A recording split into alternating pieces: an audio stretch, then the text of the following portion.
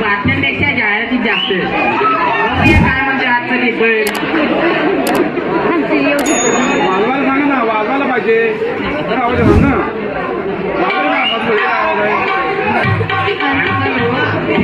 पहिल्या पेपरचं सुंदर बातमी आहे. सुंदर म्हणजे नद्यांवर राहणार सीसीटीव्हीचे वॉच. कारण अहो माणसं आहेत ना आपली दूषित पाणी करतायत, त्यामुळे सरकारने चांगला निर्णय घेतलाय.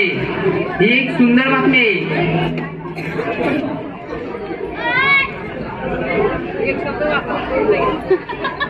दुसरा पेपर अंडी भाव.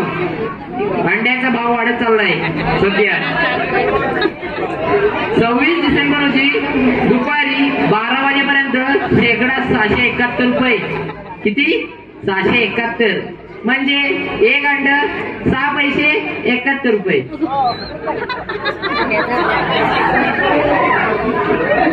6 रुपये 71 पैसे.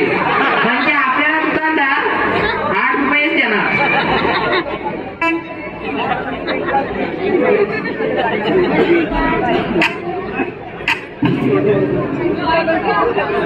तिसऱ्या पेपरचं काय? सुंदर बातमी. दारुडा म्हणाल तर खबरदार. दारुडा म्हणणार मग काय होणार? बेवडा असो. पुढे बघूया. मद्यपींना समाजात वावरताना सन्मानाची वागणूक दिली पाहिजे.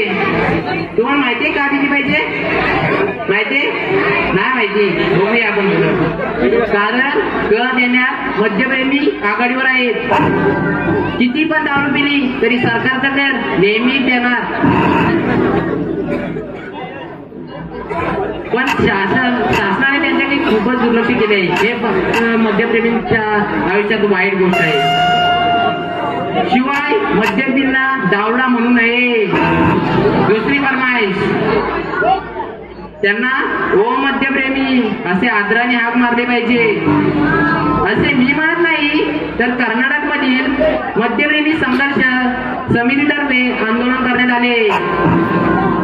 तसेच माणसानं तुम्हाला मी सांगू इच्छितो की या बातमीच्या गांभीर्याने मी तुम्हाला विनंती करतो की आता 30 बस येणार आहे. 21 डिसेंबर ला जर कुठे दिसला अर्थव्यवस्थेचा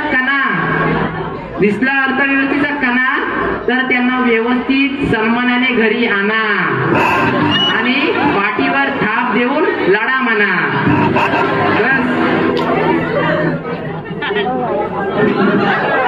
बघा, डोळे असून पण आणल्यासारखा करतोय. काय लाज नाही हो. कोरोनामुळे पूर्ण मोबाईलची वाट लावले. मी एवढं त्याला बोलतोय तरी हाय अजून काय त्याचं लक्ष माझ्याजवळ? मोबाईल आहे की मोबाईल? अरे बाबा बघ पुढं. बघा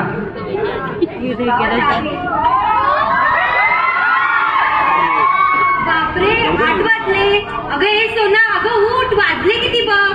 खरंच काय आजकालच्या तरुण पिढीचं काय चाललंय काय कळतच नाही राव. कसं काय होणार भविष्यात देवच जाणे. हो ना. रात्री लवकर निघे, सकाळी लवकर उठे, तयार जनसंपत्ती लाभेल असं फक्त म्हणायचंच. हो ना.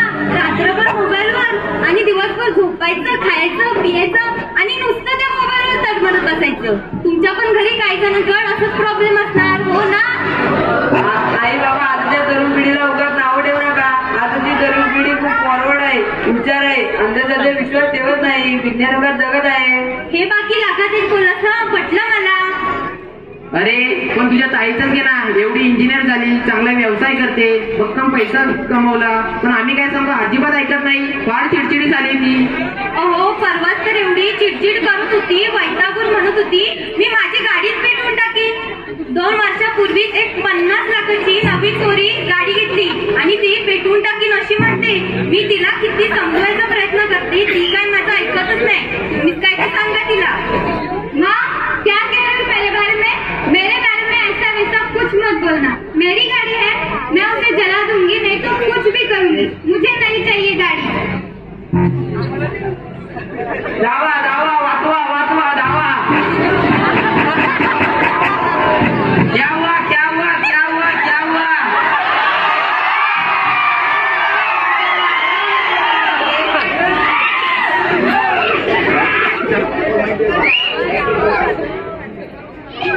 अरे क्या हुआ क्या? हाँ बोलो। अरे माइक है ना, वो माइक देते ना। आपको कोई नहीं मिला, आपका कोई दोस्त नहीं हो तो मुझे दे दो।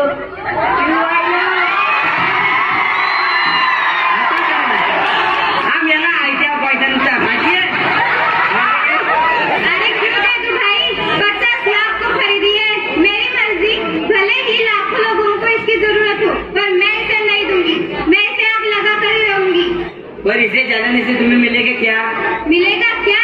अरे जब मैं ऊपर जाऊंगी ना तो काम आएगी मेरे। ऊपर जाकर चलाऊंगी उसको। शरीर मरने के बाद सही नहीं करता, उसकी राख होना चाहिए। ये तो सारी बेकार हो जाएगी। अरे आपको क्या पता, आप ऊपर मेरे साथ आने वाले हो क्या? सही है आप, ये तो मुझे दुनिया की अव्वल पागल लड़के लग रही है। सच में बिल्कुल ये पागल लड़की है ये।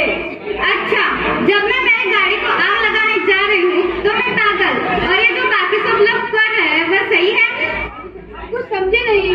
मतलब ये तो सिर्फ एक कार है जो पैसे से कहीं भी खरीदी जा सकती है, पर भगवान ने दिया हुआ शरीर, इसकी हम कीमत तक नहीं कर सकते। फिर भी मौत के समय इसे जला देते हैं। सोचो, हम इस ऑर्गन की सहायता से कितने लोगों की जान बचा सकते हैं। हाँ, मैं भी जानता हूँ कि एक मृत व्यक्ति के ऑर्गन डॉक्टर के सहायता से दूसरे मृत व्यक्ति में ट्रांसप्लांट कर सकते हैं। उदाहरण के तौर पर 4 से 6 घंटे हृदय जीवित रह सकता है, फेफड़े 4 से 6 घंटे जीवित रह सकते हैं, गुर्दा 48 से 72 घंटे जीवित रह सकता है, लीवर 12 से 24 घंटे, आंतरिक आंख 6 से 12 घंटे और आंखें 4 से 6 घंटे तक जीवित रह सकती है। फिर भी हमारी अनपढ़ता की वजह से हम उन्हें ऐसे ही जला देते हैं, परिणामी लाखों लोगों की जिंदगी मिट जाती है।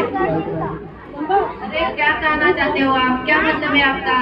मैं यही कहना चाहती हूँ कि जब भी किसी की मौत होती है तो इसे बिना सोचे समझे जला देते हैं। पर सोचो, अगर हमने इन्हें नहीं जलाए तो सोचो कितने लोगों की जान बच सकती है।